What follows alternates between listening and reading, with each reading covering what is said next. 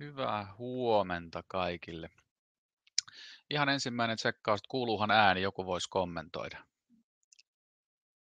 Hyvä homma, ääni kuuluu. Niin tosiaan, mä sain puhelun eilen illalla Lauri Schöniltä Amsterdamin lentokentältä. Mainitsi katsovansa lentokoneen perävaloja, eli lentosotkujen takia ei päässyt paikalle. On tällä hetkellä matkalla Suomeen toivottavasti turvallisesti, mutta joudutaan siis joka tapauksessa siirtämään toi someilmiöiden webinaari myöhempään aikaan, niin kuin mä lähetin sähköpostia, mutta sitä nyt ei välttämättä kaikki ole lukeneet. Ja toivottavasti saadaan nyt kesäkuussa vielä järjestettyä se. Lomat tietysti painaa monella päälle ja aikataulupeikko, kalenteripeikko on aina vähän haastava päihitettävä, mutta viimeistään sitten alkusyksystä käydään someilmiöt läpi. Mutta mä ajattelin nyt joka tapauksessa, kun ihmiset on varanneet aikaa tänään tämän noin tunnin verran, niin puhua edes jostakin, ja mulle kun läheisimmät asiat nyt joka tapauksessa liittyy löydettävyyteen, sisältöihin, markkinoinnin rakentamiseen digitaalisella puolella ja tämän tyyppisiin asioihin tietysti kuutioon, niin puhutaan vähän niistä asioista. Kukaan ei katso pahalla, jos tämä ei ole nyt se asia, mistä te haluatte tänään kuulla eli takarivistä voi poistua tietenkin, jos siltä tuntuu. Me käydään vähän semmoisia asioita läpi, mitkä ne ihmiset, jotka on olleet mukana tänä kevään aikaisemmin meidän tuotekortin hakukoneoptimointi-webinaarissa, niin varmasti jonkun verran päällekkäisiä asioita, vähän teoriaa ja yleisiä juttuja Googlen toimivuudesta ja muun muassa Rean mallista, jota käytetään paljon kanavakohtaisen markkinoinnin suunnitteluun ja vähän sen periaatteita. Pidetään vähän vapaamuotoisempaa kuin normaalisti ja heittäkää kysymyksiä, kommentteja, kun semmoisia tulee mieleen. Tänään ei tarvitse jättää sitä varsinaista 10 minuuttia webinaarin loppuun, että käydään kysymykset silloin, vaan mä vastailen ihan mielelläni tuohon väleihin, jos tulee ajatuksia. Ja siellä on nyt 16 ihmistä, se on itse asiassa ihan hyvä, että teitä saattaa tämä asia kiinnostaa. Ja niille, jotka ei mua entuudestaan tunne, niin Jarno Vuorisalo on tosiaan nimi. Me ollaan Tomi Grönforsin kanssa näitä webinaareja vedetty yli 2 vuotta jo. Se on aika pitkä rupeama. Ja Tomi ei myöskään tänään päässyt paikalle, mutta se nyt on ihan ok, koska nyt ei se varsinainen aihe meillä toteutunut. Ja mä oon itse 15-16 vuotta toiminut digitaalisen markkinoinnin parissa ja pääsääntöisesti yrittäjänä molemmilla puolilla pöytää istuneena aika paljon nähnyt nousuja ja laskuja ja trendien kehittymistä ja hypetyksiä ja sitten ihan sitä perustekemistä asiakkaiden kanssa duunatessani. Mulle ehkä ne tärkeimmät asiat digitaalisessa markkinoinnissa, niin kuin tuossa ruudullakin lukee, niin on sisältöihin liittyvät asiat ja kaiken mittaaminen. Sisältörakkaus mulla ehkä tulee ennen kaikkea siitä, että mä oon toimittaja koulutukseltani ja sitä kautta paljon tutustunut sisältöjen tematiikkaan ja tämän tyyppisiin asioihin. Sisällöthän on meille kaikille ne tärkeimmät asiat, kun me puhutaan verkosta ja digitaalisesta myynnistä ja markkinoinnista. Ja tietysti kaiken mittaaminen. Kaikki, mitä me voidaan mitata, niin meidän kannattaa mitata, jotta tekeminen on aina vähän fiksumpaa. Uutio on yritys, mitä mä tällä hetkellä vedän. 6 vuotta jo toimittu ja meidän toiminta perustuu 2 eri asiaan. Suomessa pääsääntöisesti, sanotaan 40% meidän tekemisestä liittyy tähän meidän sovellukseen, millä mitataan Google-löydettävyyttä, kilpailutilannetta, sisältöjen toimivuutta ja pyritään sen avulla auttamaan asiakkaita ja asiakkaat tietysti auttamaan itseään ymmärtämään, minkälaisia asioita meidän kannattaa verkossa tehdä, mihinkä resursseja kannattaa fokusoida. 60% Suomen toiminnoista tällä hetkellä tulee pitkälti sit myös ihan konsultatiivisista töistä, eli aika paljon autetaan asiakkaita miettimään, mitä vaikkapa digitalisaatio meidän yritykselle on ja mitä meidän pitäisi verkossa tehdä, jotta asiat toimisivat pikkusen paremmin. Paljon tehdään auditointeja, Mahdollisesti puhun vähän auditointiasioista tänään myöhemmin, katsotaan jääkö aikaa tai kiinnostusta siihen. Selvitetään asiakkaiden markkinapositioita verkossa, minkälaista kilpailua tulee vastaan. Varsinkin jos ollaan kansainvälistymässä, niin on hyvä tietää, minkälainen positio meillä voi olla haarukassa kohdemarkkinoilla, minkälaista paikallista kilpailua siellä tulee, minkälaisia sisältöstrategioita meidän tulisi toteuttaa, jotta voidaan toimia siellä vähän paremmin. Koulutetaan paljon sisällöntuottajia, analyytikoita ja ihan johtoa siihen ymmärtämiseen, että mitä verkkotekeminen yritykselle on ja miten voidaan myyntiä ja markkinointia yhdistää tehokkaammaksi paketiksi. Tämä Qtio-sovellus, mitä käydään varmasti vähän läpi tuossa myöhemmin, niin se perustuu oikeastaan 3 tärkeimpään pointtiin. Eli kyse on hakusanakohtaisesta ja hakusanaryhmäkohtaisesta löydettävyydestä, ja sovellus automatisoidusti kerää koko ajan Googlesta tietoa teidän tärkeillä hakutermeillä, että miten te löydytte ja miten se löydettävyys kehittyy ja minkälainen kilpailutilanne on valittuihin kilpailijoihin nähden, ja ymmärretään ehkä vähän paremmin myös sitä, että minkälainen se kilpailukenttä on, mitä muita yrityksiä tai vaikka keskustelufoorumeita tai mitenkä eri mediat tulee teidän tärkeillä aiheilla Googlessa vastaan. Tämä auttaa aika hyvin siihen ymmärtämiseen, että mitenkä meidän omaa sisältöstrategiaa pitää viedä eteenpäin. Ja tietysti kokonaisuuksien löydettävyys, eli yksittäiset hakutermithän ei aina ole niin kauhean tärkeitä, vaan jos vaikka on verkkokauppa, jossa myydään kameroita ja siellä myydään vaikka stereoita, niin silloin on hyvä tietää, miten näillä 2 eri tuotekategorialla meidän löydettävyys kehittyy ja minkälaisia keskiarvoja sieltä löytyy. Mutta vilkaistaan pikkusen myöhemmin. Google. Hirveän moni pitää Googlea semmoisena mörkönä, mikä on vaikeasti ymmärrettävissä ja hahmotettavissa, mutta oikeastaan Googlen toimintamalli on hyvin yksinkertainen. Sen päätehtävä on löytää auktoriteetteja, jotka tarjoaa mahdollisimman relevantteja vastauksia Googlen omien asiakkaiden kysymyksiin, eli näissä kysymyksissä on niitä hakuja Googlessa. Ja siihen liittyy käyttäjäystävällisyys ja hyvin jäsennelty sisältö. Ton monimutkaisempaa se ei periaatteessa tänä päivänä ole. Totta kai siellä on hirveän paljon erilaisia algoritmeja ja tekniikka vaikuttaa ja näin poispäin, mutta jos me ajatellaan vaikka meidän omaa asiakasta ja miten me tavoitetaan se mahdollisimman tehokkaalla tavalla, niin kyllähän se relevanttius ja sisällön kattavuus on ne tärkeimmät asiat. Voidaan ottaa esimerkki, että jos tämän äsken mainitun kamerakauppiaan kanssa ollaan jossain tilaisuudessa, missä on paljon hänen potentiaalisia asiakkaita, mutta kamerakauppiaalla on vähän siinä joku juttu kesken, ei hirveästi ehdi keskittyä muihin ihmisiin, ja siihen meidän luokse kävelee joku potentiaalinen asiakas ja rupeaa kyselemään kameroista, ja mä sitten rupean itse sille selittämään siinä asioita, kun mä oon tämmöinen myyntimies, pystyn puhumaan vähän kaikesta kaikkea, niin mä olen silloin sen auktoriteetti. Ja se kaveri, kun on siinä mua vähän kuunnellut ja kysellyt ja menee omien kavereittensa luokse myöhemmin ja kertoo, että hei, toi Jarno on muuten semmoinen tyyppi, jolta kannattaa kysästä kameroista. Koska tämä kameraedustaja ei ollut sillä hetkellä oikein valmis keskustelemaan. Google toimii hyvin pitkälti just tällä tavalla. Se etsii ne auktoriteetit, jotka on valmiita vastaamaan kysymyksiin ja nostaa niitä sitten muiden ihmisten saataville. Eli periaatteessa, jos tämä yksinkertaistetaan, niin silloin se sisältö on hyvin pitkälti se ratkaiseva tekijä. Miten me kerrotaan niistä meidän asiakkaita kiinnostavista asioista verkossa. Silloin myös Google tykkää. Totta kai siinä on paljon muitakin pieniä asioita, mutta perusperiaate on hyvin pitkälti tämmöinen. Katsotaan vähän numeroita. Tosiaan laittakaa ihmeessä kysymyksiä matkan varrella, jos siltä tuntuu. 90% käyttää jossain vaiheessa ostoprosessia Googlea.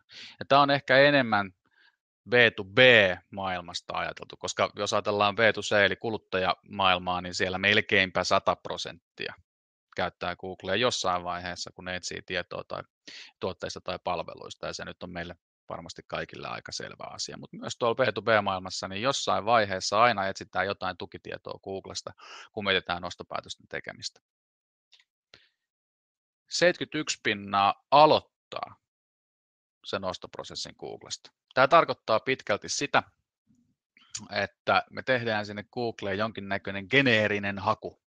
Saattaa olla joku ihan yksittäinen sana ja lähdetään siitä viemään asioita eteenpäin. Riippumatta nyt siitä, että missä vaiheessa varsinainen ostopäätös tehdään, mutta se aloitetaan hyvin usein Googlesta miettimällä sitä, että miten mä voin löytää tietoa tästä tuotteesta tai palvelusta tai aihealueesta, mikä mua kiinnostaa.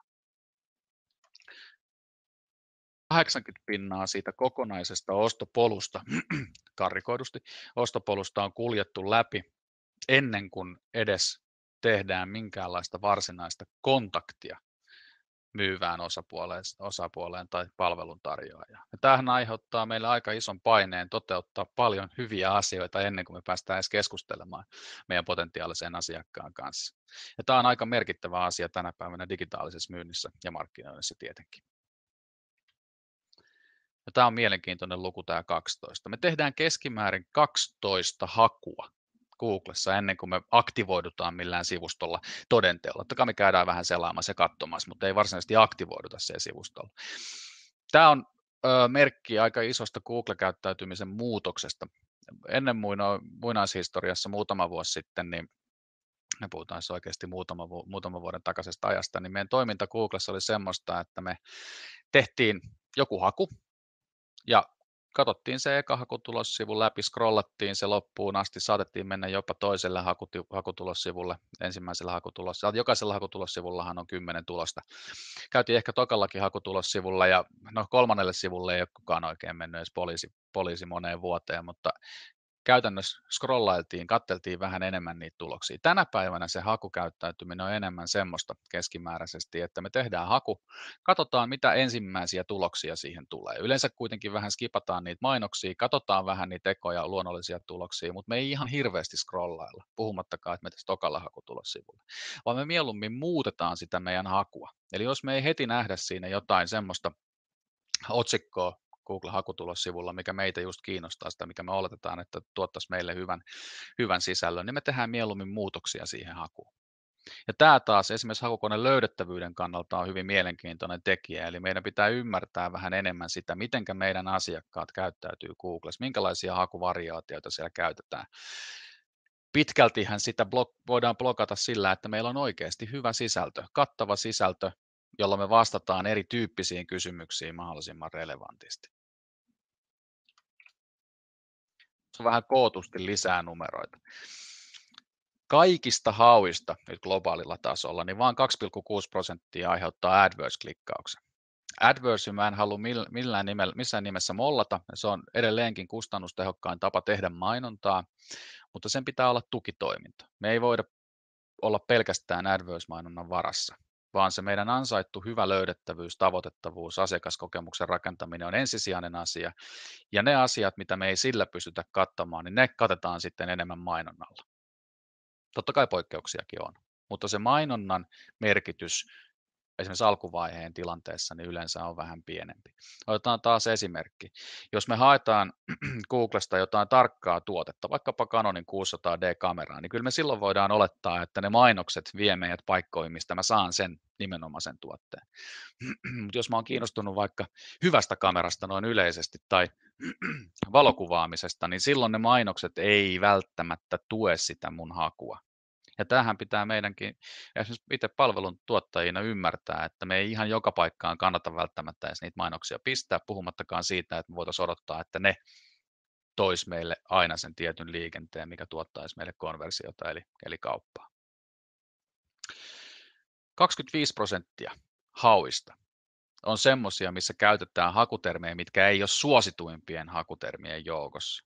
Että käytännössä tämä tarkoittaa sitä, että aika iso osa Googlessa tehtävistä hauista on semmoisia, mitä meidän on pikkusen vaikea hahmottaa. Ne ei ole semmoisia, mitä esimerkiksi haetaan kaikkein eniten, vaan ne on semmoisia hyvin asiakaskohtaisia. Ja tähän liittyy taas vahvasti se meidän sisällön variointi, miten me tuotetaan erityyppistä relevanttia sisältöä mahdollisimman kattavasti, jotta me saavutetaan myös sellaiset ihmiset, jotka hakee vähän erityyppisillä hakutermeillä kuin mitä suurin osa tekee. Me käytetään keskimäärin 3 sanaa niissä meidän hakufraaseissa. Tämä hakusanojen tai sanojen määrä niissä hakufraaseissa, se kasvaa oikeastaan koko ajan. Ja siihen liittyy myös tuo viimeinen, eli 8% Google-hausta tehdään kysymysten muodossa. Eli Googlelta on opittu kysymään asioita, ja jos me kysytään jotain, niin silloin me yleensä kirjoitetaan vähän ehkä pidempiä jopa lauseita, kun että käytettäisiin vain yhtä yksittäistä sanaa niissä hakutermeissä. Totta kai tämmöiset geneeriset yleissanat on edelleenkin ehkä niitä suosituimpia yksittäisiä, tai kameramaailmasta vaikka se hyvä kamera. Mutta esimerkiksi äänihaut on Jenkeissä kasvattamassa osuuttaan tosi paljon, koska ihmiset rupeaa puhumaan kännyköille, ja kännykkähän tänä päivänä alkaa olla se ensimmäinen paikka, mistä Google-hakujakin tehdään. Ja silloin saatetaan ihan kysyä siltä kännykältä, että mistä mä saan hyvän kameran Helsingissä. Suomessa se ei ehkä ihan niin iso juttu vielä ole, mutta mä olen aika varma, että lähivuosina se tulee kasvattamaan osuuttaan myös täällä. Ja tämä esimerkiksi oman seurannan tai mittaamisen ja sen oman sisällön rakentamisen osalta on hyvin tärkeää hahmottaa, että näin se homma toimii tänä päivänä. Klikkijakaumasta tulee aina silloin tällöin erilaisia raportteja ja tutkimuksia. Google niitä aika vähän itse julkaisee, koska ne ei ole tasan tarkkaan prosentuaalisesti aina samantyyppisiä, mutta tässä on ihan hyvä otos siitä, että miten se tyypillisesti menee, kun puhutaan orgaanisista, eli näistä ansaitusta tuloksista, kun ollaan skipattu mainokset pois. Tässä on toiminnanohjaus esimerkkihakuterminä, ja niin kuin nähdään noista prosenteista hakutulosten vieressä, niin kyllä se aika raaka peli on.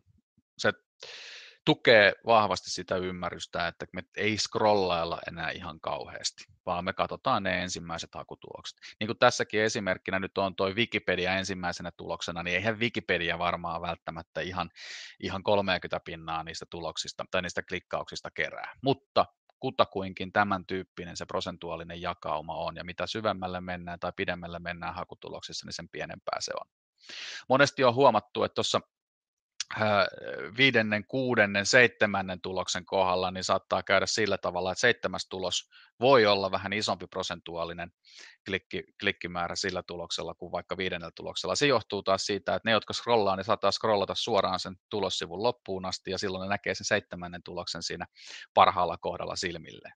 Nämä on saivarteluasioita, pieniä juttuja, mutta se on ihan hyvä ymmärtää, miten se ihminen yleensä Googlea käyttää. Ja tässähän on tärkeää huomata se, että jos kilpailijat on meidän edellä näissä tärkeissä tuloksissa, niin silloin ne todennäköisesti vie meiltä ihan suoraan bisnestä eli asiakkuuksia. Vähintään ne vie niitä silmäpareja, ja ne kilpailijat saattaa vaikuttaa asiakkaiden mielipiteisiin vähän tehokkaammin kuin me. Puhutaan vaikuttavuudesta silloin. Mä jaan itse ton asiakaspolun hakukoneissa 3 eri vaiheeseen. Jotkut saattaa jakaa pari vaiheeseen, jotkut saattaa jakaa vähän useampaa, mutta tuommoinen 3 jako on mun mielestä aika selkeä silloin, kun mietitään, että minkä tyyppisillä hakutermeillä meidän on hyvä löytyä Googlesta, jos me nyt vaikka myydään niitä kameroita, niin kuin mulla tässä nyt esimerkkinä on.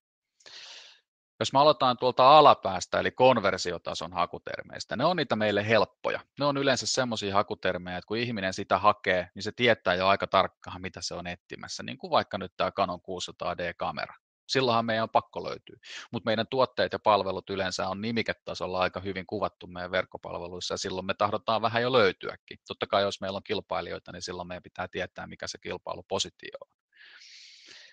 Evaluation, eli evaluaatiovaiheessa onkin jo vähän enemmän porukkaa, ja siellä ne ihmiset ei ihan tarkkaan vielä tiedä, että mitä kameraa ne vaikka etsii, tai mitä tuotetta tai palvelua. Ja silloin ne etsii vähän tämmöisellä laajamittaisemmalla hakutermistöllä, niin kuin vaikka hyvä kamera aloittelijalle. Me tiedetään, että me halutaan kamera, mutta ei vielä tiedetä mikä kamera. Mutta me ollaan aloittelijoita, eli me isketään se sana myös siihen hakuun.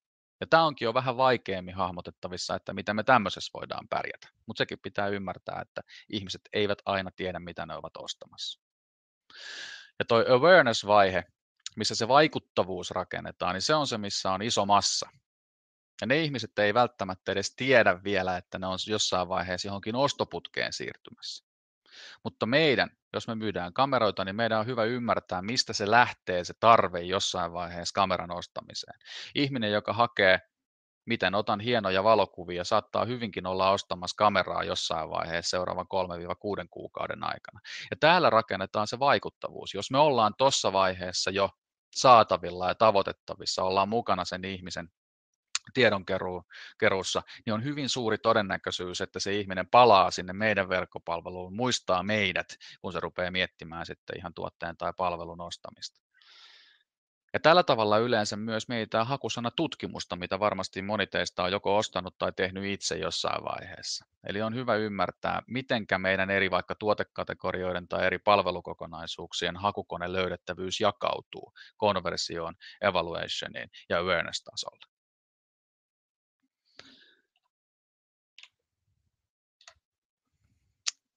Rean-malli saattaa joillekin olla tuttu, ainakin ne, jotka on mun kanssa keskustelleet, niin on varmasti tästä kuulleet, kun mä tykkään siitä paljon puhua. Rean-malli on alun perin semmoinen strateginen työkalu, eli puhutaan siis Reach, Engage, Activate, Nurture. Perus siis ostopolku. Kyllähän ostopoluista kaikki on puhuneet, mutta me kaivataan aina erilaisia strategisia malleja meidän toiminnan parantamiseen, ja tämä Rean-malli on semmoinen, mikä on alun perin kehitetty ihan web-analytiikan tarpeisiin, mutta mun mielestä se toimii tosi hyvin oikeastaan kaiken, varsinkin digitaalisen myynnin ja markkinoinnin erilaisten vaiheiden ymmärtämiseen meidän toiminnassa. Kaikkihan lähtee tavoittamisesta, eli reachistä. Eli mistä me tavoitetaan meidän kohderyhmät, kun jaetaan vähän sitä meidän ostopersoonaa, miten me toimitaan sen eri ostoprosessin vaiheissa. Niin reach on se, että missä me tavoitetaan. Ja tässä Reachissähän meidän oma verkkopalvelu esimerkiksi ei tyypillisesti ole se ensimmäinen kohtaamispaikka. Se voi olla sosiaalinen media, se voi olla joku tapahtuma, se voi olla televisio, se voi olla radio, totta kai ihan perinteiset lehdet myös. Meidän pitää ymmärtää se, että missä ne meidän asiakkaat pyörii, miten meidän pitää siellä olla läsnä. Eli jokaisen vaiheen osalta meidän pitää miettiä ne kanavat ja minkälaisia keinoja meillä on vaikuttaa siihen asiakkaaseen niissä kanavissa. Googlessa nyt on ihan selvää, että hyvä löydettävyys, tehokas mainonta on käytännössä ne Googlessa tapahtuvat toimenpiteet, mitä meidän pitää siellä saada aikaiseksi. Hyvät verkkosisällöt, hyvä sosiaalinen läsnäolo, jos meidän asiakkaat toimii vaikka Facebookissa tai Instagramissa tai LinkedInissä, niin kyllähän meidän pitää siellä olla läsnä hyvillä sisällöillä, hyvillä toimintatavoilla, oikein tyyppisellä kohdennetulla mainonnalla.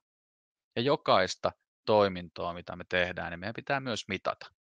Ja jokaiselle mittaamiselle pitää rakentaa tavoitteet, eli pisteet, mitä me voidaan todeta, että onnistutaanko me siinä meidän tekemisessä, eli asiakkaan tavoittamisessa vai ei. Käytännössähän ne voi olla vaikka kävijämäärien kasvu tietystä kanavasta meidän sivustolla tai löydettävyyden kehittyminen, kilpailutilanteen kehittyminen parempaan suuntaan meidän näkökulmasta, tunnettuuden ja vaikuttavuuden kasvattaminen, etc. Tuossa on noita esimerkkejä tuossa oikealla puolella. Reachin jälkeen siirrytään Engageen, eli osallistamisvaiheeseen, ja tässä nyt yksinkertaisuuden nimissä mä oon ottanut tämän kanavan verkkopalveluksi. Eli siellä me kohdataan ne asiakkaat, jotka me ollaan aikaisemmin tavoitettu. Ja meidän pitää sen jälkeen miettiä se, että minkälaisia toimenpiteitä meidän siellä verkkopalvelussa pitää suorittaa, jotta me saadaan se asiakas tekemään niitä asioita, mitä me halutaan. Onko elämyksellisyys esimerkiksi semmoinen asia, mikä meidän toiminnassa on ratkaiseva tekijä, että me saadaan pidettyä se asiakas meidän verkkopalvelussa. Totta kai innostava, selkeä sisältö on aina tärkeä asia. Ja miten me mitataan sen meidän verkkopalvelun toimivuutta tuossa vaiheessa? Sisällön kulutuksen kasvu, siirtyykö ne ihmiset eteenpäin niistä laskeutumissivuista, mihinkä ne tulee vaikkapa sosiaalisen median kautta ja näin poispäin. Ja seuraava vaihe on aktivointivaihe. Eli missä me tehdään niistä kävijöistä asiakkaita. Ja tässä tapauksessa taas verkkopalvelu on se esimerkki. Meillä pitää olla houkuttelevuutta siellä. Todennäköisesti kilpailuetujen pitää olla aika selkeästi havainnoitavissa, että minkä takia just me ollaan se parempi kuin se kilpailija, vaikka se asiakas olisi ehkä käynyt vaikka kilpailijan verkkopalvelussa ennen meitä. Ja miten me aktivoidaan, miten me pyydetään aktiivisesti kauppaa tai yhteydenottoja. Ja täällä on aika selkeät mittaamispisteet. Kontaktilistan keruu, hirveän monellehan liidigenerointi tänä päivänä on yksi tärkeimmistä asioista, mitä verkkopalvelussa tehdään ihan ansaitusti, mutta meidän pitää toteuttaa sekin oikealla tavalla. Jos me halutaan kontaktilistaa kasvatettua tai liidikilistaa, niin meidän pitää tehdä toimenpiteet. Meidän pitää pyytää aktiivisesti sähköpostiosoitteita tai jotain muuta. Yhteydenottojen määrä, verkkokauppapuolella selkeästi kauppojen kasvu tietyn kanavan kautta, etc. Viimeisenä, mutta ei vähäisimpänä Rean-mallin vaiheena on tämä nurture, eli hoivaaminen. Ja taas verkkopalvelussa tai jollain muilla meidän esimerkiksi sähköisissä kanavissa, niin mitä keinoja meillä on sen asiakkaan pitämiseksi? Totta kai sähköpostimarkkinointi toimii tässä hirveän hyvin, mutta sen pitää olla kohdennettua, ettei me lähdetä turhaa viestiä tai turhaa tietoa sellaisille ihmisille, jotka ei nimenomaan siitä tiedosta ole kiinnostuneita. Ihmisten pyytäminen tapahtumiin, missä me ehkä kerrotaan asioista enemmän tai voi tulla tapaamaan henkilöstöä, asiakaspalvelun toimivuus, onko vaikkapa WhatsApp semmoinen asiakaspalvelukanava, mikä meidän pitäisi ottaa käyttöön. Mä oon ihan ilokseni huomannut, että aika monet suomalaiset yritykset tänä päivänä antaa mahdollisuuden ottaa WhatsAppilla yhteyttä asiakaspalveluun, ja se toimii aika hyvin. Ja miten me mitataan sitä meidän hoivaamisvaiheen toimivuutta, uusien kauppojen syntyminen, kiinnostuksen kasvu. Jos ajatellaan vaikka tätä kamerakauppaa, niin tuossa hoivaamisvaiheessa esimerkiksi, jos mä oon nyt ostanut sen Canon 600D-kameran, niin mähän saatan saada tai tarvita jossain vaiheessa tripodin, mutta en mä ehkä itse sitä heti tajuu. Jos mulle sitä aktiivisesti ehdotetaan, että kun sä nyt oot ostanut tietyn tyyppisen kameran, niin sä saatat saada vielä vähän parempia valokuvia, jos sulla on tripodi, eli sä saat vähän tasaisempaa materiaalia. Tai mä saatan tarvita pikkusen enemmän apua, tutoriaaleja, tips and tricksejä, etc. Eli kun me tunnetaan meidän asiakas, me ymmärretään, minkälaisissa kanavissa se toimii, miten me voidaan siihen ihmiseen vaikuttaa meidän omassa verkkopalvelussa, miten me tehdään siitä asiakas ja miten me hoivataan sitä sen jälkeen, niin meillä on aika hyvä ketjutus, millä tavalla me saadaan kasvatettua kauppaa ja pidettyä niistä asiakkaista kiinni. Ja ehkä saadaan vähän enemmän myös rahaa irti niistä olemassa olevista asiakkaista. Loppujen lopuksi hyvin yksinkertainen malli, ja tämä skaalautuu käytännössä kaikkeen digitaaliseen markkinointiin ja myyntitoimintaan. Ja miksei vähän analogiseenkin. Jos katsotaan ihan esimerkki tuosta ostopolusta. Tässä on edelleenkin tämä kameraesimerkki, ja kaikkihan lähtee meillä aina liikenteeseen inspiraatiosta tiedonhausta. Meillä on joku tietty tarve, me halutaan ratkaisu ehkä johonkin ongelmaan tai jotain muuta vastaavaa. Niin silloin me pitkälti palveluntuottajina ollaan sen reachin varassa. Siinä vaiheessa asiakas ei vielä käy varmasti meidän verkkosivustolla, se etsii tietoa yleisemmin, se kysyy Googlelta, miten otetaan hienoja valokuvia tai mikä on se hyvä kamera aloittelijalle. Ja tässä esimerkiksi sosiaalinen media ja foorumit on aika isossa roolissa. Ja jos ajatellaan vaikka nyt esimerkiksi foorumeita ja Google-löydettävyyttä, niin foorumit niin kuin Suomi24, vauva.fi, hevostalli.com, MuroBBS, tämän tyyppiset, ne nousee aika korkealle Googlessa. Meidän on hyvä ymmärtää se, jos meidän asiakkaat hakevat tiettyjä asioita sieltä ja ne todennäköisesti törmää johonkin keskustelufoorumiin, niin meidän on hyvä tietää, minkälaisista asioista siellä foorumilla keskustellaan. Puhutaanko siellä jopa ihan suoraan meistä tai meidän kilpailijoista. Vertailu on vähän sitä samaa tilannetta, silloin ei vielä välttämättä aktivoiduta meidän sivustolla kauhean paljon, käydään katsomassa vähän eri vaihtoehtoja, vertaillaan palveluntarjoajia tai verkkokauppoja tai vastaavia ja siirrytään ostamisen valmisteluun. Ja ostamisen valmisteluvaihe on viimeistään se, kun asiakas miettii, että onko joku tietty tarjoaja nimenomaan hänelle hyvä, niin silloin se meidän vaikuttavuus siellä meidän verkkosivustolla, vakuuttavuus, hyvät sisällöt, oikein tyyppinen, no ehkä fiilis on oikea sana siihen, niin on aika isossa roolissa. Totta kai hinnat, tämmöiset tulee siinä vaiheessa viimeistään vastaan. Ja jotta me saadaan se aktivointi toimimaan, niin siellä se vakuuttavuus, kaiken helppous, asiakaskokemus ja kokonaisuuden varmuus on aika isossa roolissa. Meidän on ihan turhaa tehdä esimerkiksi ostamisesta vaikeaa. Aika paljon vieläkin näkee verkkokauppoja, missä tehdään ihan turhaa vaikeaa siitä varsinaisesta ostamisprosessista. Ja sen jälkeen se tukipalveluiden opastuksen laatu, miten me pidetään siihen asiakkaaseen yhteyttä, niin on aika tärkeää ainakin dokumentoida ja tietysti pitää sitten kiinni siitä tavasta, mikä määritellään meidän yrityksellä.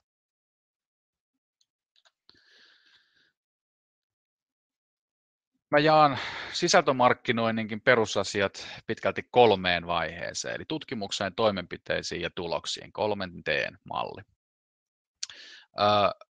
Jotta me voidaan toimia mahdollisimman tehokkaasti sisältömarkkinoinnin maailmassa, niin meidän on hyvä ainakin säännöllisin väliajoin tutkia, mikä on meidän tämän hetken positio markkinoilla, tukeeko se meidän strategiaa, että me ollaan tietyllä positiolla, vaikkapa nyt niissä Googlen hakutuloksissa suhteessa kilpailijoihin, miten se vaikuttaa meidän sisällön tuotantoon ja näin poispäin. Ja näistä tutkimuksista vedetään johtopäätöksiä, minkä on pakko aiheuttaa toimenpiteitä. joita me suoritetaan vaikkapa verkkopalvelussa tai sosiaalisessa mediassa tai vaikka perinteisemmän mainonnan puolella. Ja sen jälkeen mitataan tuloksia jokaisesta toimenpiteestä ja miten ne tulokset kehittyy ajan myötä. Ja tämä on luuppi, mitä dynaamisessa maailmassa on hyvä tehdä ehkäpä jopa kuukauden välein. Vähän staattisemmassa maailmassa, kun ei puhuta välttämättä verkkokaupasta, niin se sykli saattaa olla kvartaali, mutta kunhan se on rutiinia ja nimenomaan sykli. Nämä ei saisi olla sellaisia projekteja, mitkä tehdään kerran 3 vuodessa, mitä näkee monesti, vaan kun me tehdään dataohjautuvaa markkinointia ja myyntiä, niin silloin meillä pitää koko ajan olla ajankohtainen tieto siitä, että mitenkä me pärjätään, mitenkä tilanteet muuttuu, minkälaisia toimenpiteitä meidän on tehtävä verkkopalvelussa esimerkiksi. Jos ajatellaan nimenomaan niitä verkkopalveluita ja nyt tällä hetkellä tuntuu olevan tilanne, että hirveän moni uudistaa verkkopalveluitaan. Tämä vuosi jostain syystä nyt on semmoinen, että ne syklit tulee vastaan monelle. On riittävän kauan ollut vanha sivusto ja nyt ollaan uusimassa, niin on hyvä muistaa se, että vaikka se projekti on yleensä aika raskas, aikaa vievä ja kalliskin, kun uusitaan verkkosivusto, niin se varsinainen työ alkaa vasta sen sivuston julkaisemisen jälkeen. Totta kai meidän pitää tietää, miten se uusi sivusto vaikuttaa vaikkapa meidän löydettävyyteen, miten tilanteet siellä kehittyy, onko meidän asiakaskokemus ehkä parempi kuin aikaisemmin ja miten meidän tulokset kehittyy, eli konversiopisteet, tämmöiset asiat. Ja niihin pitää reagoida, eli tutkia, rakentaa toimenpiteitä, mitata tuloksia ja tutkia taas niiden tulosten vaikuttavuutta ja kehittymistä.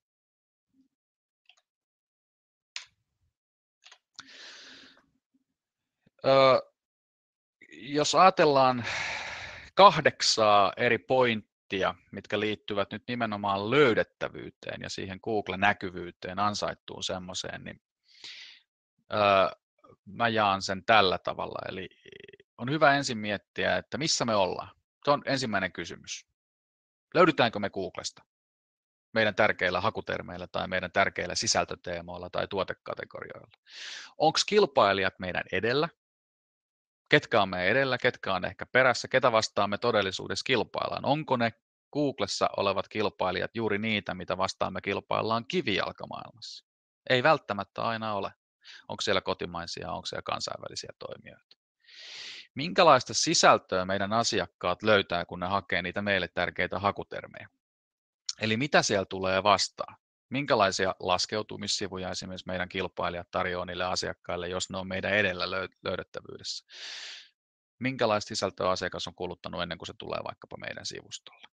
Pitääkö meidän näiden tietojen pohjalta miettiä ja muuttaa pikkusen vaikkapa meidän sisältölähestymistä? Pitääkö meidän rakentaa vähän erityyppistä sisältöä? Onko meidän tone of voice nyt oikein tyyppinen? Minkälainen se meidän asiakas on? Mitä se ehkä odottaa ja mitä me halutaan sille tarjota? Mihin suuntaan me ollaan menossa? Kun me tehdään näitä toimenpiteitä, miten se vaikuttaa vaikka löydettävyyteen? Onko meidän löydettävyys menossa oikeaan suuntaan, eli paranemassa niillä meidän tärkeillä sisältöteemoilla tai tuotekategorioilla, vai onko siellä jotkut tietyt tuotekategoriat tai teemat, joilla meidän näkyvyys vaikkapa huononee? Tällähän me tiedetään se, että meidän pitää niihin panostaa resursseja. Mitkä on ne meidän ongelma-alueet? Onko jotain sisältöteemoja tai vaikka tuotekategorioita, missä me ei vaan nyt tunnuta pärjäävän? Silloinhan me tiedetään se, että sinne pitää laittaa mainontaa. Silloin se mainonnan budjetointi pitää suuntautua niille osa-alueille, missä meidän tilanne on vähän heikompi kuin muualla ja se ei tunnu helposti parantumaan. Eli mihinkä budjettia ja resursseja suunnataan. Ja nyt kun mietitään tai puhutaan noiden budjettien ja resurssien suuntaamisesta, niin senhän takia tämän homman pitää olla sykli, ettei me tehdä nyt päätöstä, että hei, toi osa-alue on semmoinen, mihinkä me se raha ja aika pistetään seuraavaksi vuodeksi tai 2 vuodeksi. Eihän se missään nimessä niin saa mennä. Sen takia se mittaamisen ja tekemisen sykli pitää olla vähän tiiviimmin, ettei me laiteta aikaa ja rahaa väärin paikkoihin. Ja miltä se iso kokonaisuus näyttää? Mitkä on meidän liiketoiminnan prioriteetit, kun puhutaan digitaalisesta tekemisestä? Keskitytäänkö me oikeisiin asioihin? Hyvä. Siinä on teoria-asiaa. Mä luulen, että mä en tuosta teoriasta nyt ihan hirveästi enempää puhu.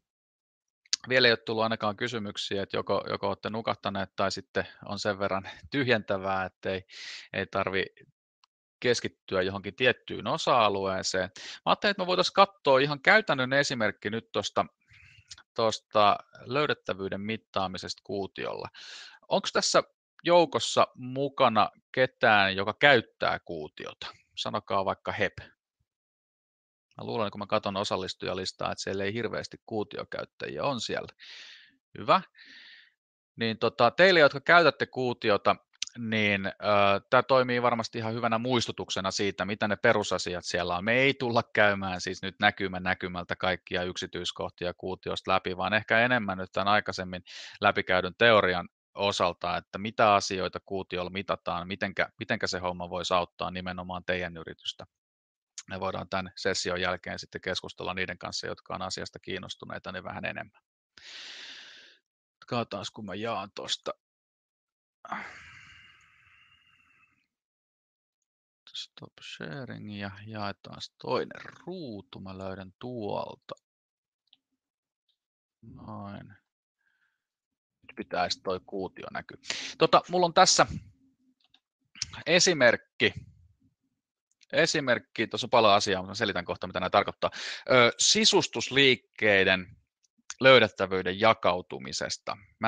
Mulla on aika paljon tämmöisiä tutkimustilejä, me jonkun verran ollaan julkaistu myös nyt SEO-barometreja, missä otetaan kantaa jonkun toimialan löydettävyyden kehitykseen ja kilpailuasetelmien kehitykseen. Valitettavan vähän niitä on ehditty julkaisemaan, mutta jatkossa vähän enemmänkin. Ja tässä on nyt referenssiesimerkkinä on IKEA. Ja nyt mä korostan sitä, että tämä ei ole kenenkään asiakastili, tämä on pelkästään julkiseen tietoon perustuvaa dataa, mitä mä tässä nyt näytän. Eli en hypi kenenkään varpaille eikä ole mistään laittomuuksista kysymys. Ja tässä meillä on, niille, joille kuutio ei ole tuttu, niin mä selitän pari perusasiaa. Eli meillä on tässä näkymässä, tässä ylhäällä on niin sanottu työkalupakki, ja meillä on time range, mikä on valittu 4.3.–1.6., eli tähän päivään asti. Se vaikuttaa muutamaan asiaan, mitkä mä kohta selitän. Meillä on filttereitä, ja tässä mä vilautan, että mitä nämä tarkoittaa. Eli me ollaan jaettu meillä on noin 200 hakutermiä tässä tutkimuksessa mukana. Me ollaan jaettu niitä kalusteliikkeiden tai sisustusliikkeiden osalta mielenkiintoisiin tuotekategorioihin, niin kuin vaikka keittiöön, kylpyhuoneeseen, lastenhuoneeseen, etc. Mä näytän kohta vähän tarkemmin, mitä se tarkoittaa. Mehän voidaan mitata tarvittaessa myös muiden maiden näkyvyyttä, mutta meillä on nyt mukana vain google.fi, eli Suomen Google, ja ei ole mitään lokaatiokohdennusta, eli ei tutkita vaikka pelkästään Oulun näkyvyyttä, sekin olisi mahdollista. Nyt meillä on tässä kaikki hakutermit, mitä mulla on tässä seurannassa mukana. Ja tässä näkyy heti ensimmäisenä vasemmalla trampoliini, TV-taso, sohva, etc. Ja jokaisen hakutermin oikealla puolella näkyy position-sarake. Trampoliinin kohdalla lukee 100 plussa, TV-tason oikealla puolella lukee 2 vihreällä taustalla. Tämä on nyt se tässä tapauksessa Ikean tämän hetken sijoitus Googlen Suomen orgaanisissa tuloksissa. 100 plus tarkoittaa sitä, että ei ole löydettävyyttä ollenkaan. Se nyt Ikean kohdalla tarkoittaa sitä, että ne ei varmaan myy trampoliineja. En tiedä, miksei ei myisi. Mutta ei ne löydy Googlesta ainakaan. 2 tarkoittaa sitä, että ne löytyy toiselta sieltä. Me korostetaan tässä kuutiossa vihreän värisävyillä ensimmäisen hakutulossivun tuloksia ja osumia siellä. Ja 11 eteenpäin sinne 20 asti, eli toisella hakutulossivulla olevat tulokset näkyy oranssilla. Tässä ruudulla ei tällä hetkellä taida oransseja ollakaan, ei Ikealla on vähän liian hyvä näkyvyys. Ja siitä ylöspäin mitataan tuonne 100 asti, mutta niitä ei värjätä, koska ne ei liiketoiminnalle ole kiinnostavia, mutta onhan meidän hyvä tietää, onko meillä osumia. Niin kuin täällä esimerkiksi Ikean kohdalla on laskosverhot, sija 88. Eihän kukaan sitä kautta nyt Ikean sivuille tuu, mutta meidän on hyvä tietää, että onko meillä mitään näkyvyyttä siellä top 20 ulkopuolella. Tuossa oikealla puolella näkyy trendi, ja tähän vaikuttaa nyt toi time range, mistä mä aikaisemmin puhuin, eli nyt se on noin kvartaalin, eli 3 kuukautta toi time range. Ja tässä me nähdään nyt tämän yksittäisen hakutermin osalta sen sijoituksen kehitys. Ikealla tämä on hyvin tasasta. Laskosverhoissa näkyy pieni heitto tuossa, mutta hyvin pieni. Eli käytännössähän noilla yksittäisillä hakutermien sijoituksilla ei niin kauheasti ole pitkässä juoksussa merkitystä. Hirveän moni varmasti teistäkin, tai en tiedä teistä, mutta ainakin moni muista, käy silloin tällöin katsomassa oman yrityksen sijoituksia Googlesta ihan manuaalisesti, ja se on pikkusen vaarallista 2 syystä. Ensimmäinen syy on se, että jos samalla selaimella käy paljon omalla sivustolla, niin se pikkusen vääristää niitä tuloksia. Eli silloin te näytte vähän korkeammalla omalla selaimella niissä tuloksissa kuin mitä keskimääräinen teidän potentiaalinen asiakas näkee teidät. Ja toinen syy on se, että Googlessa tapahtuu aika paljon muutoksia. Tämä on nyt ehkä vähän huono esimerkki sen takia, että tässä ei nyt kvartaalin aikana ole kauheasti muutoksia tapahtunut, mutta tyypillisesti pientä heittoa siellä on. Ja sen takia tämä trendi on tärkeä tässä näkymässä, että me nähdään, mihin suuntaan meidän yksittäisen hakutermin sijoitus kehittyy ajan myötä. Jos meillä on kuutio ollut pitkään käytössä, niin mehän voidaan ottaa vaikka vuoden ajanjakso siihen, jos me halutaan. Ja tämä auttaa meitä hahmottamaan, kun meillä on tärkeysjärjestyksessä tärkeitä hakutermejä seurannassa, että mitkä hommat toimii, mitkä ei toimi. Sitten meillä on sen oikealla puolella on average position, eli AVG-POS, ja se kertoo tuon ajanjakson ajalta, että mikä on meidän keskiarvosijoitus tuon ajanjakson aikana. Eli käytännössä se auttaa vähän helpommin vaan hahmottamaan sitä, että mikä on meidän keskimääräinen näkyvyys ollut jollain hakutermillä vaikkapa viimeisen 3 kuukauden aikana. Tämä on tämmöistä perusnumeraalista tietoa, mutta mikä on hyvin mielenkiintoista ja tärkeää on se, että me sidotaan tämä tieto myös sisältöön, eli tuon average positionin jälkeen oikealla puolella näkyy landing page, eli tässä näkyy nyt vaikka TV-tason osalta ihan suoraan se otsikko, eli teksti, mikä Ikean tuloksen kohdalla Googlessa näkyy, TV-tasot ja TV-kalusteet, olohuone Ikea, ihan oikealta kuulostaa. Ja tuosta me voidaan klikata, jolloin me nähdään suoraan, että mihinkä laskeutumissivulle me ohjataan se ihminen siitä Googlesta. Ja tämä on nyt ihan ensimmäinen ja tärkein alkuvaiheen asia, kun me omasta näkyvyydestä ollaan kiinnostuneita. Oho, mä klikkasin väärää nappia. Niin kun me ollaan omasta näkyvyydestä kiinnostuneita, että se, että me ollaan hyvällä sijoituksella on tietysti aika tärkeä asia, mutta melkeinpä vielä tärkeämpää on se, että me ohjataan se asiakas semmoiselle sivulle, minkä me halutaan se ohjata. Tyypillisestihän ihmiset ei tule Googlen etusivulle esimerkiksi Googlesta ollenkaan, oman sivuston etusivulle. Jos brändisanoja haetaan, niin silloin kyllä, mutta jos haetaan jotain tuotetta tai palvelua, niin silloin ei olla brändistä kiinnostuneita eikä päädytä etusivulle, vaan tullaan aika usein esimerkiksi blogiartikkeleihin tai niin kuin tässä Ikean tapauksessa tullaan johonkin tuotekategoriaan tai tuotesivulle. Ja jos me ei tiedetä, minkälaisille sivuille me ohjataan meidän asiakkaita Googlesta, niin meidän toiminta ei välttämättä perustu silloin tietoon, vaan silloin me vähän mietitään asioita mututuntumalla, mikä on monesti pikkusen vaarallista. Ja tässä tulee kaikille aika usein vähän ylläreitä. No, esimerkki on yhdestä kaupallisesta toimijasta, jolle tehtiin aika iso markkinatutkimus tuossa viime vuoden alussa ja tietyllä kasvavalla toimialalla heillä oli aika hyvä näkyvyys, mutta pääsääntöisesti he ohjasivat asiakkaat hyvin vanhaan hinnasto PDF, mikä ei ollut edes enää voimassa. Eihän semmoinen ohjaa asiakasta eteenpäin, puhumattakaan, että se toisi konversiota. Aika usein ohjataan myös esimerkiksi YouTube-videoihin tietämättämme, ja me voidaan kuutiolla seurata myös esimerkiksi YouTube-videoiden näkyvyyttä Googlessa. Sitten meillä näkyy search volume tässä landing pagein oikealla puolella, ja mä oon nyt sortannut nämä hakusanat hakumäärien mukaan. Ja tässä me nähdään nyt tältä valitulta ajanjaksolta, että minkä verran Googlesta on haettu tätä yksittäistä hakutermiä. Ja hyvin mielenkiintoista nyt tässä Ikean tapauksessa on, että näistä hakutermeistä, mitä täällä on seurannassa, niin trampoliini on se, mitä on haettu eniten. 26 035 on tuo luku. Nämä on Googlen tiettyjä steppien mukaisesti laskettuja lukuja, eli nämä ei ole nyt tarkkoja, mutta nämä kertoo hyvin sen tontin, miten paljon suunnilleen haetaan, ja näitä haetaan tosi paljon näitä hakutermejä. Mitä enemmän haetaan ja mitä spesifimpi hakutermi se meidän toiminnalle on, niin sen tärkeämpäähän meidän löytyy. Ja tästäkin on mielenkiintoista on se, että trampoliinilla tosiaan Ikea ei löydy ollenkaan. Sitten meillä näkyy 3 tuommoista harmaana olevaa saraketta. Visits, pages per visit ja bounce rate. Ja nämä on nyt harmaana sen takia, että kun mä näytän teille julkista tietoa, eli mulla ei ole kytköstä nyt tässä Google Analyticsiin Ikean puolella, mikä olisi tietysti hyvin kyseenalaista, jos mä näyttäisin Ikean analytiikkatietoja vähän enemmänkin. Mutta Kuution pystyy tosiaan kytkemään Google Analyticsiin, jolla me saadaan näihin dataa. Visits tarkoittaa sitä, että jos meillä nyt olisi vaikka tämän TV-tason kohdalla 1000, tuossa Visitsin kohdalla, niin se tarkoittaisi sitä, että 1000 ihmistä on tullut Googlen luonnollisten hakutulosten kautta nimenomaan tälle laskeutumissivulle tuon ajanjakson aikana. Ja se on tällä hetkellä ehkäpä tarkin tapa seurata, miten meidän tietyt sisältöteemat Googlessa toimii. Tarkkoja hakutermejähän ei tänä päivänä oikein Googlelta saa, että mitä hakutermejä ne ihmiset on käyttäneet, mutta tämä antaa riittävän tason tiedon siitä, että miten jonkun sisältöteeman hakutermit meillä toimii, minkä verran porukkaa ne sieltä Googlesta meille tuo. Pages per visit kertoo sen, että minkä verran nämä yksittäiset kävijät on keskimäärin sivuja siellä sivustolla kattoneet, ja bounce ratehan on tärkeä mittari, eli välitön poistumisprosentti. Kuinka iso prosentti on lähtenyt pois lataamatta toista sivua, eli lähtenyt heti pois sieltä. Ja sanotaan noin, että mut aika usein kysytään, että no mikä nyt on hyvä bounce rate, sehän on hyvin asiakaskohtaista, jollekin 60 saattaa olla hyvä, jollekin pitää olla alle 20 aina.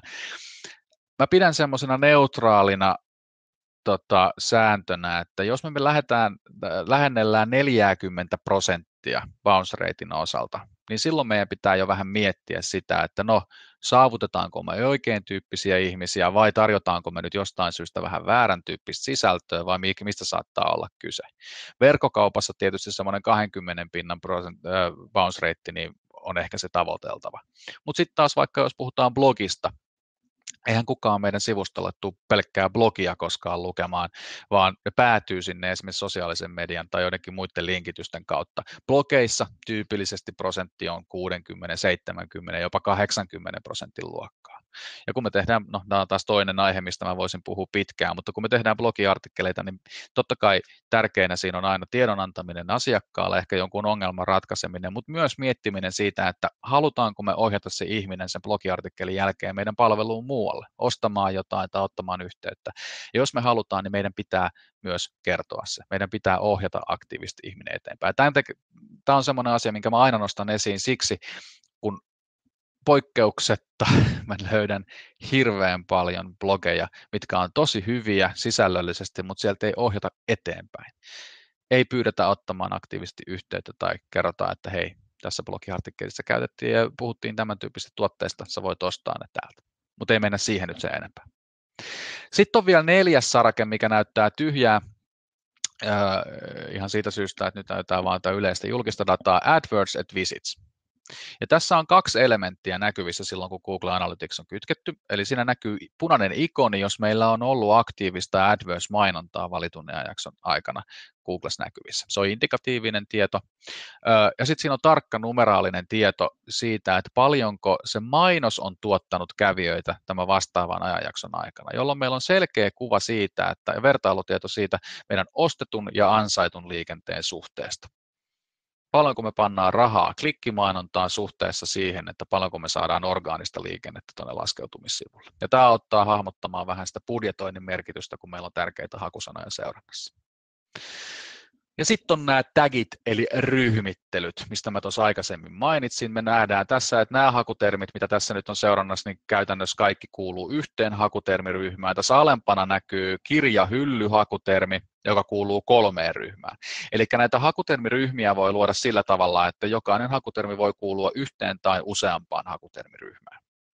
Jos mä nyt avaan taas nämä filterit täältä, ja me nähdään, että täällä on nyt näitä asusteita, mattoja, pihaa, sisustamista yleisesti, keittiön sisustamista, etc.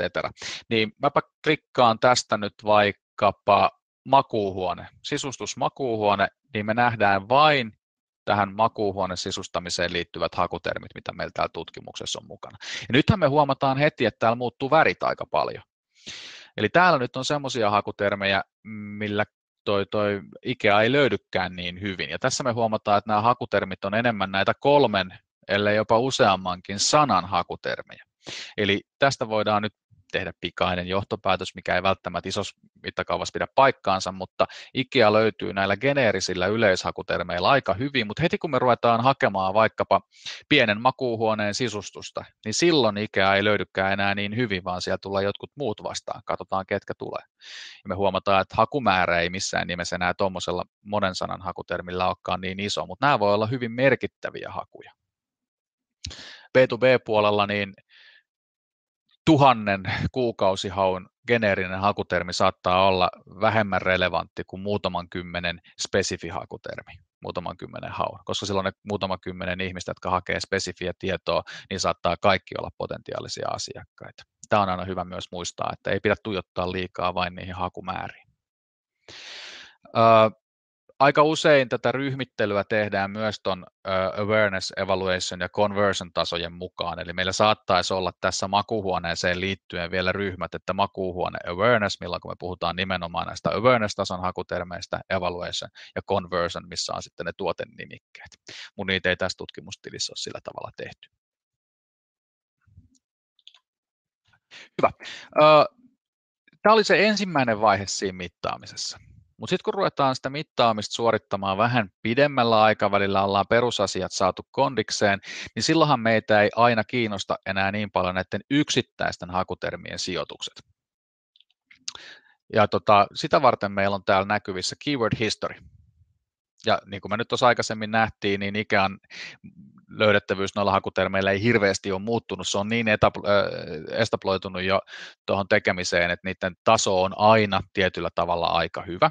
Mutta tässä me nähdään nyt kuvaaja, joka kertoo tässä tapauksessa näiden kaikkien hakutermien osalta Ikean keskiarvosijoituksen kehittymisen. Ja siellä on nyt paljon niitä hakutermejä, millä Ikea ei löydy, jolloin tämä keskiarvo on tuolla 40 kieppeillä.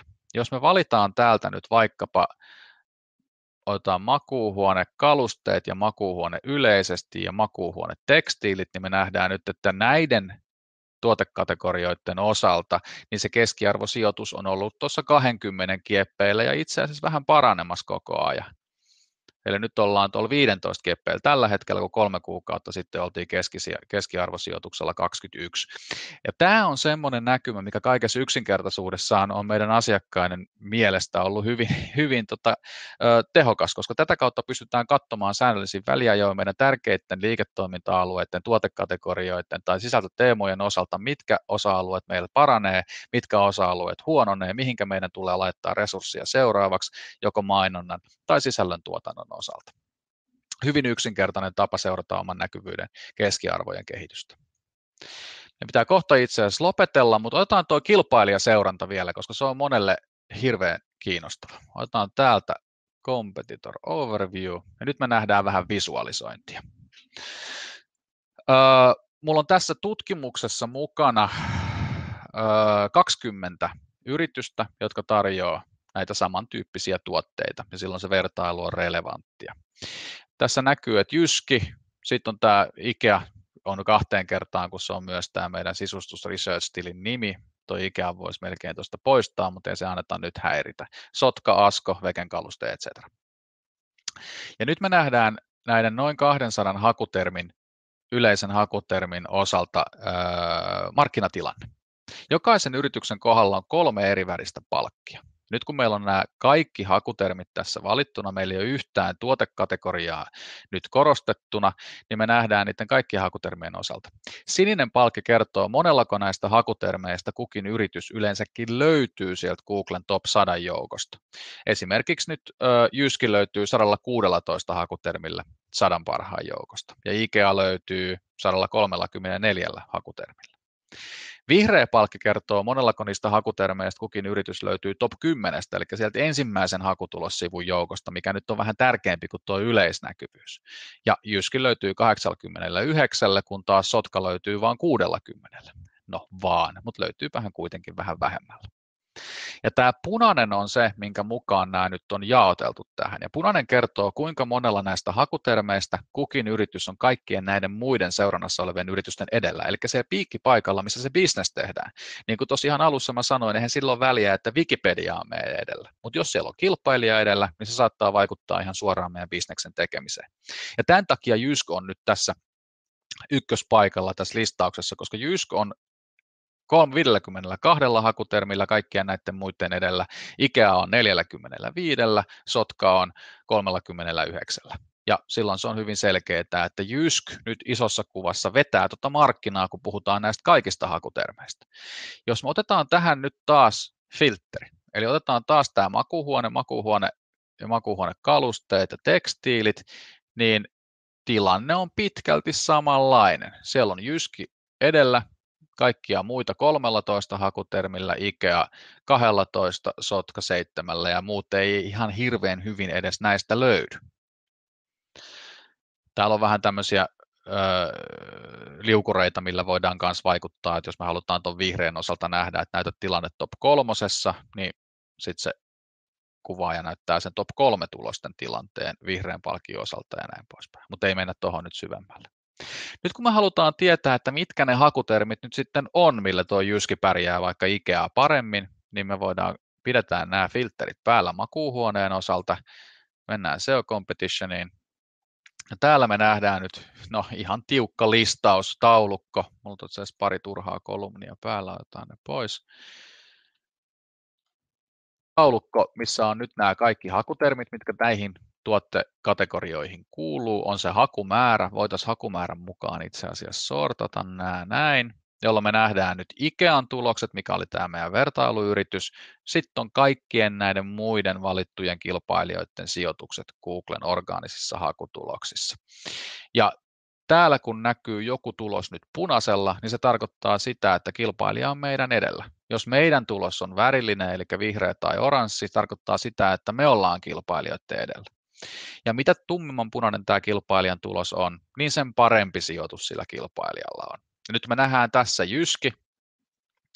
Tässä näin, missä mun kursori on, toivottavasti näette mun kursorin, niin siinä me nähdään, että näillä eniten haetuilla hakutermeillä, mitkä nyt liittyvät makuuhuoneeseen, niin Jyski löytyy aika hyvin.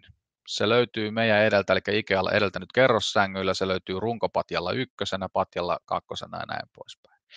Jos mä nyt haluaisin katsoa vaikka maskun osalta, joka on tässä Jyskin oikealla puolella, että mitkä on semmoisia hakutermejä, millä masku löytyy tosi hyvin, niin mä voin sortata nämä tulokset nimenomaan maskun mukaan, jolla me nähdään, että 2 hakutermillä masku on meidän edellä, siellä 3 sängyt ja sängyt 120 senttiä ja muilla se on meidän perässä, mutta täällä kuitenkin ihan hyviä sijoituksia. Ja nyt mä halusin näyttää tämän sen takia, että tämä taulukko on semmoinen, mikä kertoo sisällön tuottajalle tai analyytikolle tai ihmiselle, joka on kiinnostunut nyt siitä homman kehittämisestä, niin aika selkeän tilanteen hakusanakohtaisesti tuotekategorioittain, että missä me oikeasti ollaan suhteessa meidän kilpailijoihin, kuka pärjää, kuka ei pärjää.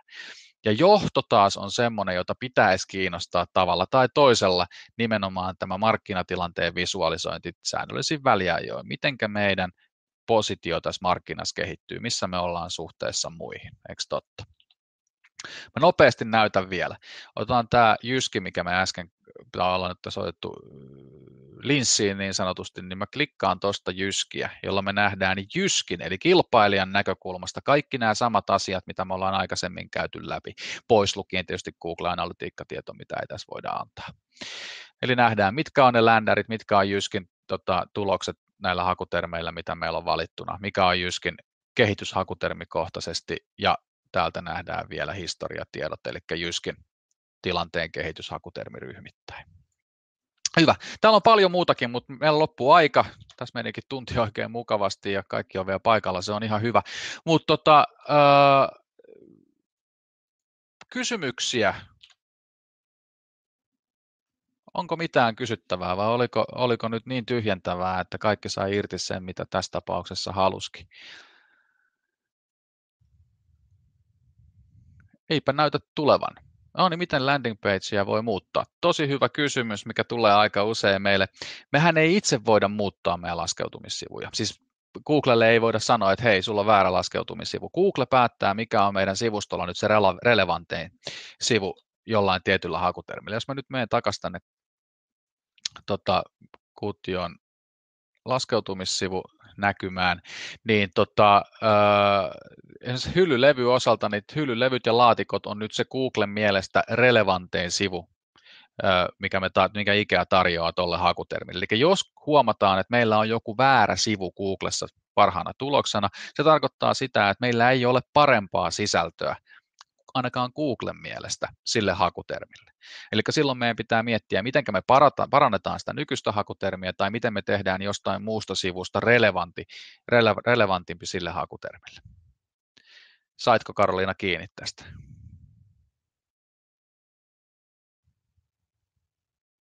Hyvä homma, hyvä homma. Kello on 10. Tuolla Kuutiossa, siellä voitaisiin totta kai käydä monta asiaa läpi, mutta olkaa ihmeessä muuhun yhteydessä. Mun sähköpostiosoite on jarno@kuutio.com. Mä laitan tuohon noin chattiin sen, pistäkää mailia tai muuten olkaa yhteydessä, jos haluatte jutella tämän tyyppisistä asioista enemmän. Tämä päättää meidän kevään ilmaiset webinaarit, ellei me saada nyt someilmiöiden webinaarin järjestettyä vielä seuraavan parin viikon aikana, mitä mä pikkusen epäilen, mutta viimeistään sitten syksyllä. Syksyllä tulee sen lisäksi hyvin suurella todennäköisyydellä natiivimarkkinointiin keskittynyt webinaari. Natiivimarkkinointihan on hyvin nopeasti kasvava digitaalisen markkinoinnin teema. Ja muista meille ei ihan varmuutta vielä ole, mutta varmasti tulee mielenkiintoisia. Saattaa olla, että järjestetään joku vähän isompi etäkoulutus myös. Mehän kerran pidettiin Google Tag Manageriin liittyvä hyvin suosittu koulutus, mutta siitäkin on aikaa jo aika paljon. Jos nyt ei ole enempää kysyttävää, mä toivotan kaikille hyvää kesää. Olkaa yhteydessä, kysykää näistä asioista enemmän. Mä mielellään niihin vastailen ja totta kai voidaan tavata ja näin poispäin. Mutta kiitoksia tästä ja mukavaa kesää. Toivottavasti kesä sieltä vielä tulee.